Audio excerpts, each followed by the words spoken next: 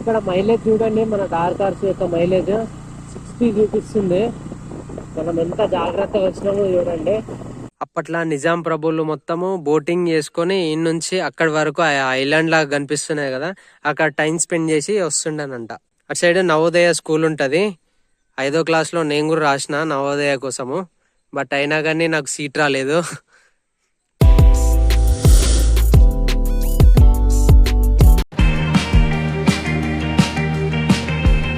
నమస్తే, నేను మీ Srinij. Welcome back to my YouTube channel. ఈరోజు నేనైతే మా హోమ్ టౌన్ అయిన బోధన్కి అయితే వెళ్తున్నా. The great Nizam sugar factory ఉన్న బోధన్కి అయితే వెళ్తున్నా. టైం అయితే ఇప్పుడు 10:42 అవుతుంది. నేను పొద్దున్నే బయలుదేరాలి రైడ్కు, బట్ కొంచెం వేరే పని ఉండే, అందుకని చెప్పేసి లేట్గా బయలుదేరుతున్నా. ట్రిప్ బి అయితే 0 వేసేద్దాం. ఇప్పుడు బోధన్ పోయేంత వరకు ఎన్ని కిలోమీటర్లు అవుతుందో ఒకసారి చెక్ చేద్దాము. మధ్యలో మంచి మంచి ప్లేస్లు అయితే విజిట్ చేస్తా. అవేం ప్లేస్లో తెలుసుకోవడానికి ఈ వీడియో చివరి వరకు చూడండి. అలాగే కొత్తగా ఎవరన్నా ఈ యూట్యూబ్ ఛానల్ చూస్తుంటే, నేను మీ శ్రీనిజ్, రైడింగ్ ఎంతూజియాస్ట్. కొత్త వాళ్ళు అయితే ఈ వీడియోని లైక్ చేయండి, అలాగే మన ఛానల్ని సబ్స్క్రైబ్ చేసుకోండి. ఇక్కడ మైలేజ్ చూడండి, మన డార్ కార్స్ యొక్క మైలేజ్ 60 చూపిస్తుంది. మనం ఎంత జాగ్రత్తగా వచ్చినామో చూడండి. నాకు సిటీలో అయితే 40-45 మైలేజ్ వస్తుంది, బట్ హైవే మీదకి ఎక్కినామంటే కమ్సే-కమ్ 60 దాటిపోతుంది కంపల్సరీ. ఇట్లాంటి హైవేల పైన అయితే మన బండి మంచి మైలేజ్ అయితే ఇస్తుంది. దగ్గర 60+ మైలేజ్ అయితే ఇస్తుంది. కాన్స్టెంట్గా 50 to 60 మెయింటైన్ చేసుకుంటా జాగ్రత్తగా వెళ్తే కంపల్సరీ 60+ మైలేజ్ ఇస్తుంది. మీరే చూడండి ఒకసారి. ఇప్పుడే 60 ఉండే, నేను జాగ్రత్తగా ఉంటున్నాను కాబట్టి 61 వచ్చింది. ఇంకా పెరుగుతూ పోతుంది. కొంచెం స్పీడ్ పెంచింది అనుకో, ఒక 70-80 అట్లా పోయినాను అనుకో, అప్పుడే తగ్గిపోతుంది మళ్ళీ. అందుకని చెప్పేసి మనకు మైలేజ్ కావాలంటే స్లోగా వెళ్ళాలి, జాగ్రత్తగా వెళ్ళాలి. కొంచెం మనకు మైలేజ్ లేదు, కొంచెం అర్జెంట్ పని ఉంది వెళ్ళాలి అంటే కొంచెం స్పీడ్ పోయినా పర్లేదు. 50+ అయితే ఎటు పోదు హైవే పైన. స్పీడ్ లిమిట్ 100+ కొట్టిర్రు అనుకో కంపల్సరీ మైలేజ్ గురించి అయితే మర్చిపోవాలి. ఇక 40 అట్లా ఇస్తుంది, 40-45 అట్లా. మనం మంచి మైలేజ్ పొందాలి అంటే కంపల్సరీ 50 to 60 స్పీడ్ మెయింటైన్ చేసుకుంటా వెళ్ళాలి. అట్లీస్ట్ 70 to 80 స్పీడ్ మెయింటైన్ చేసాం అనుకో ఒక 50+ మైలేజ్ వస్తుంది. మన ఈ రైడ్లో ఫస్ట్ టోల్ గేట్ అయితే క్రాస్ చేస్తున్నాము. గుమ్మడిదల టోల్ ప్లాజా అంట, national highway 765D.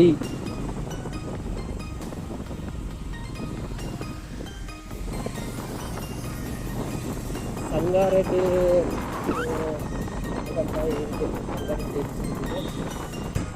కోతులన్నీ road cross చేస్తున్నాయి. కోతులు అయితే లెక్కలేదని కోతులు ఉన్నాయి. ఇక్కడ నేను ఫోన్ వచ్చిందని చెప్పేసి ఆగిన. ఒక్కసారి మైలేజ్ చూడండి, 64. మీకు ఇంతకుముందు ఏం చెప్పినా 60 వస్తుందని చెప్పినా కదా. ఇప్పుడు చూడండి, కాన్స్టెంట్గా నేనైతే అంతే స్పీడ్ నార్మల్గా వెళ్తున్నా.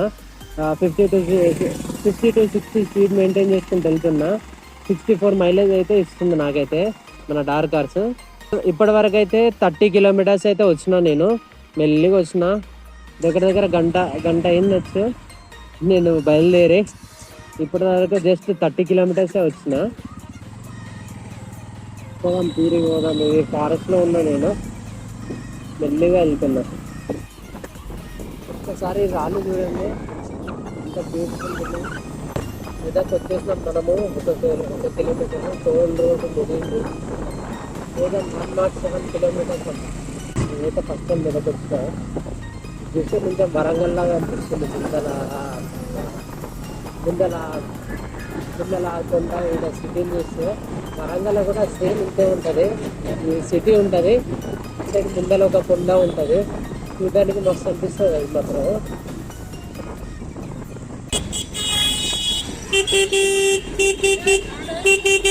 స్టాండ్ కాకా స్టాండ్. ఇది మెదక్ చర్చ్ అనుకుంటా. ఇది పెద్ద చర్చ్.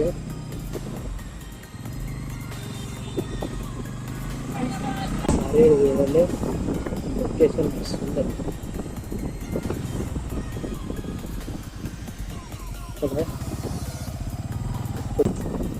ఈ ఘాట్లలో కూడా బస్ వాళ్ళు కారుల్లో అయితే చాలా స్పీడ్ వస్తారు, టర్నింగ్ల కాడ కూడా స్లో వస్తలేరు, కొంచెం జాగ్రత్తగా పోవాలి మనమే, వాళ్ళు మామూలు స్పీడ్ వస్తలేరు. ఇప్పుడే నేను చూసిన పోచారం ప్రాజెక్టుకు దారి అని చూపిస్తుంది కానీ బట్ బాణం గుర్తు అటుందా ఇటుందా అనేది అర్థమైతలేదు. పెయింట్ అయితే పోయింది, మ్యాక్సిమం నాకు ఇటే ఇటే అనిపిస్తుంది. స్ట్రైట్ చూడాలి, స్ట్రైట్ ఉంటుందా లేదంటే ఇటా అయిందా అని. పోచారం ప్రాజెక్టు కూడా చూసుకొని వెళ్ళిపోదాం మనము. పోచారం ప్రాజెక్టు అలాగే మనము నిజాం సాగర్ ప్రాజెక్టు కూడా చూసుకొని పోదాం తీరిగ్గా. 1.5 కిలోమీటర్స్ అంట, నిజాము 1.5 కిలోమీటర్స్. నేను చూసి ఆగిన ఒకసారి, ఆగి అట్టా ఇటా అని కన్ఫ్యూజ్ అయింది నాకు, అందుకని చెప్పేసి ఆగి ఒకసారి కన్ఫర్మ్ చేసుకొని అయితే స్టార్ట్ అవుతున్నాం మళ్ళీ. బోర్డ్ సైన్స్ అయితే ఏం లేవు, ఒక సైడ్ అయితే సైన్ ఏం లేవు, ఆడితే కరెక్ట్గా ఉంది. ఇంకా వెబ్ సైడ్ అయినా కాదా, దగ్గరనే ఉంటుందని చెప్పారు. అదిగో అదేనే మేబీ వెబ్ సైడ్ ఉంది కదా వాటర్.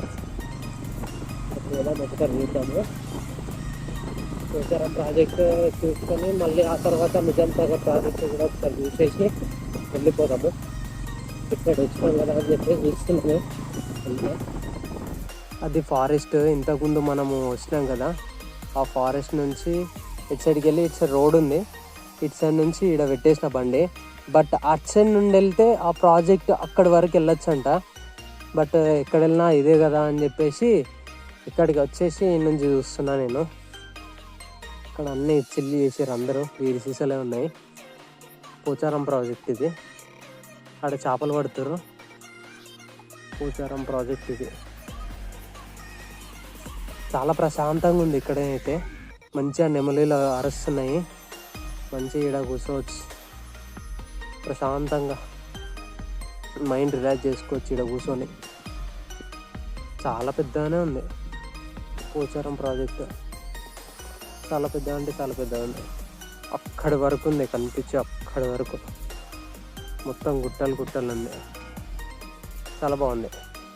మరి ముందరికి పోదాం, ముందరికి ఏమైనా ఉన్నాయేమో చూద్దాం. మన డార్క్ కార్స్ని అయితే ఇక్కడ పెట్టేసి నేను అక్కడికి పోయి వ్యూ చూసిన ఒక 5 నిమిషాలు. బట్ మనం అటు సైడ్ నుంచి వస్తే అట్లకెళ్ళి అటు ప్రాజెక్ట్ దగ్గర దాకా పోవచ్చు అండ. ఏం లేదు, అదే ఉంటుంది కదా అని చెప్పేసి నేను లైట్ తీసుకుంటున్నా. ఇంకా నేను పొద్దున్న నుంచి రైడ్ చేసి ఒక దగ్గర 2.5 గంటలు అయితే అయిపోయింది. నేను ఇప్పటికి 100 కిలోమీటర్లు కూడా పోలేదు. ఇంకా ఇంతకుముందు అటు నుంచి చూపించిన కదా, ఆడి వరకు పోలేదని చెప్పాను కదా, ఆడి నుంచి అది ప్రాజెక్టు, ఆడి నుంచి వాటర్ మేబీ ఇటు సైడ్ వస్తాయి. వెల్కమ్ టు ఎల్లారెడ్డిలో కూడా వచ్చేస్తాము. నెక్స్ట్ నిజాం సాగర్ ప్రాజెక్టు, నిజాం సాగర్ ప్రాజెక్టుకు దారంట. అంతా జంగల్లాగా ఉంది మొత్తము, నిజాం సాగర్ ప్రాజెక్టు పోయేదాన్ని ఎవ్వరు కూడా లేదు అసలు. మొత్తం రోడ్ అయితే చిన్నగా ఉంది, వెళ్ళి పోవాల్సిందే compulsory. Welcome to Nizam Sagar project. అందరూ చేపలు పట్టేటోళ్ళు వస్తారు. अंदर जा सकते क्या मैं जा सकते అక్కడ సైడ్ ఏదో పార్క్ ఉన్నట్టుంది, లోపల కూడా పోవచ్చు అనుకుంటా మేబీ. ఇప్పుడే నిజాం సాగర్ ప్రాజెక్ట్కి అయితే రీచ్ అయిపోయినా. వాటర్ చూడండి, వాటర్ అయితే తక్కువ ఉన్నాయి, బట్ బాగుంది ప్లేస్ అయితే, కూర్చోవడానికి ప్రశాంతంగా ఉంది. బట్ వెదర్ అయితే చాలా వేడిగా ఉంది, వర్షం పడే ముందు వేడిగా ఉంటుంది చూడు అట్లుంది. రోడ్ సైడ్ నుంచి వచ్చేటప్పుడు చూసిన చాలామంది అయితే దావత్లు వేసుకుంటారు. మళ్ళీ అటు సైడ్ అయితే ముందల పార్క్ ఉంది, అటు సైడ్ ముందల ఇది పార్క్ ఉంది, మంచిగా ఫ్యామిలీ తోటి టైం స్పెండ్ చేయొచ్చు ఇక్కడ.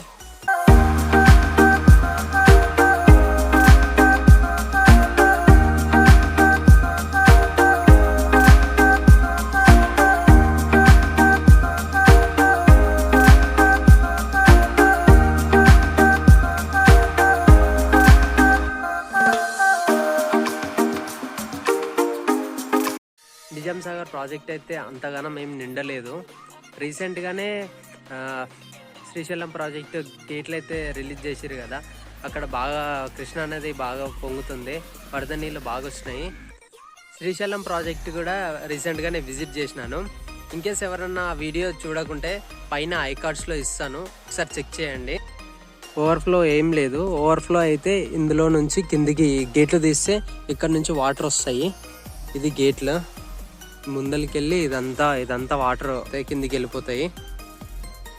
ఇదంతా ప్లేస్, ఇది మెయిన్ ప్లేస్. గేట్లలో నుంచి వాటర్ వెళ్తాయి ఇట్లా. నిజాం సాగర్ యొక్క కొత్త గేట్లు ఇవి, 12 గేట్లు ఉంటాయంట. 12 గేట్లు. ఇది చూడండి, ఒక్కొక్కటి మామూలు ఘోరంగా లేదు అసలు. ఈ గేట్ ఇది, ఈ గేట్ లిఫ్ట్ చేస్తేనే వాటర్ కిందికి వెళ్ళిపోతాయి. కానీ అన్ని గానం వాటర్ లేవు కదా దీంట్లో. బాగా వాటర్ ఉంటే ఈ గేట్లు లిఫ్ట్ చేస్తారు. 12th గేట్ ఇది. చూడండి, ఫిష్లు కనిపిస్తున్నాయా? మేబీ కనిపించకపోవచ్చు, కెమెరా అంతా క్లారిటీగా రాదు. బట్ ఇంత భారీ గేట్లు అయితే ఎట్లా లిఫ్ట్ చేస్తారో ఏమో అర్థమే కాదు అసలు. అక్కడ కనిపిస్తున్నాయి కదా, అక్కడ కనిపించేటి పాత గేట్లు, అది ఒకటే క్రెయిన్, అవన్నీ పాత గేట్లు. అక్కడ నుంచి వాటర్ ఇట్లా ఫ్లో ఇట్ అవుతుండే, బట్ వాటర్ ఫ్లో ఎక్కువ అవుతుందని చెప్పేసి కొత్త గేట్లు అయితే కన్స్ట్రక్ట్ చేసిర్రు. ఇది కొత్త గేట్లు. ఇంతకుముందు స్టార్టింగ్ చూపించాను కదా, ఇవి కొత్త గేట్లు. ఈ వాటర్ మొత్తము ఈ కొత్త గేట్ల నుండి ఇటు సైడ్కి అయితే బయటకు వచ్చేస్తాయి. అది అక్కడ.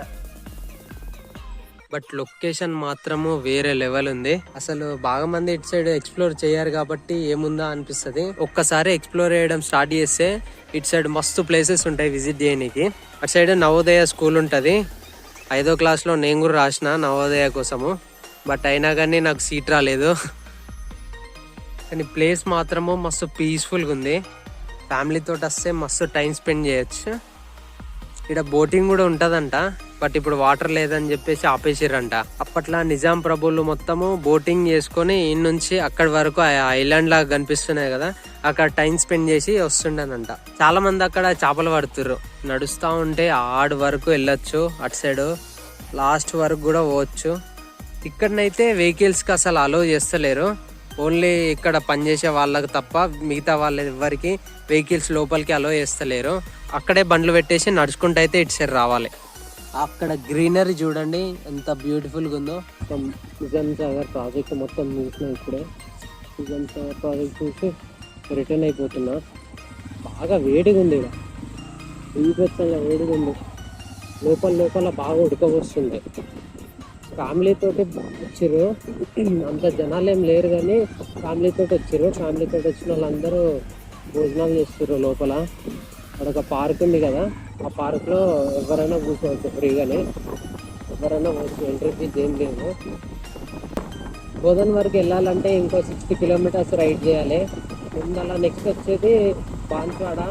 ఐ థింక్ బాన్స్వాడ ఈ నుంచి ఒక 25 కిలోమీటర్స్ ఉంటుంది. A few moments later. నేనైతే ఇప్పుడు బాన్స్వాడ రీచ్ అయిపోయినా. ఇది బాన్స్వాడ. ఈ నుంచి బోధన్ ఒక 35 కిలోమీటర్స్ ఉంటుంది అంతే. నుంచి మా విలేజ్ దాకా ఒక 10 కిలోమీటర్స్, 35 కిలోమీటర్స్ పోవాలి మా ఇంటికి వెళ్ళాలంటే. ఇప్పుడు నేను బాన్స్వాడ దాటేసి నెమ్మిలి అనే గ్రామానికి అయితే వచ్చేసాను. ఇది సాయిబాబా టెంపుల్, చాలా ఫేమస్ టెంపుల్. ఇది చాలా ఫేమస్ టెంపుల్. షిరిడీలో ఆ సాయిబాబా అంత ఫేమస్, ఇటు సైడ్ ఈ నెమ్మిలి సాయిబాబా అంత ఫేమస్. చాలామంది ఎక్కడెక్కడి నుంచో వస్తారు ఈ టెంపుల్ని చూడడానికి. చాలా మంచిగా ఉంటుంది, పీస్ఫుల్గా ఉంటుంది టెంపుల్ మాత్రము. అన్నీ అయితే రీచ్ అయిపోయినాము. ఊరి నుంచి ఎగ్జాక్ట్లీ బోధన్ 14 కిలోమీటర్స్ ఉంటుంది. హైదరాబాద్ నుంచి నా బోధన్ వరకు అయితే 194 కిలోమీటర్స్ అయితే అయ్యింది నాకు. అలాగే మైలేజ్ కూడా అప్పుడు 60 ఇచ్చింది కదా, నేను మధ్యలో 70 క్రాస్ చేసిన అప్పుడప్పుడు స్పీడ్. అందుకని చెప్పేసి నాకు 58 మైలేజ్ అయితే ఇచ్చింది. 58 మైలేజ్ 194 కిలోమీటర్స్ అయితే కంప్లీట్ అయింది. ఇప్పుడు మా ఇంటి వరకు పోవాలంటే ఇంకో 10 కిలోమీటర్స్, అరౌండ్ 200 కిలోమీటర్స్ అయితే కంప్లీట్ చేసుకుంటా ఈ రైడ్లో. ఇప్పుడైతే 4 అవుతుంది. నేను స్టార్ట్ అయింది పొద్దున 11 గంటలకు స్టార్ట్ అయినా. నేను ఆడుకుంటూ పాడుకుంటూ 4 వరకల్లా బోధన్ రీచ్ అయిపోయినా. నేను సక్సెస్ఫుల్లీ బోధన్ రీచ్ అయిపోయినా. అప్రాక్సిమేట్లీ నాకు 6 అవర్స్ పట్టింది. 6 అవర్స్ అంటే 4 అవర్స్లో వచ్చేయచ్చు, బట్ నేను మెల్లిగా వచ్చినా కాబట్టి నాకు 6 అవర్స్ పట్టింది. అలాగే నేను నిజాం సాగర్ ప్రాజెక్ట్ అయితే చూసుకొని వచ్చినా కదా, అందుకనే టైం పట్టింది నాకు చాలా. ఈ వీడియో నచ్చినట్లయితే లైక్ చేయండి, అలాగే మీ బోధన్ ఫ్రెండ్కి అయితే షేర్ చేయండి కంపల్సరీ. మన ఛానల్ మాత్రం సబ్స్క్రైబ్ చేయడం అస్సలు మర్చిపోకండి, ఇన్కేస్ ఎవరైనా కొత్తగా విజిట్ చేస్తే. Thank you for watching.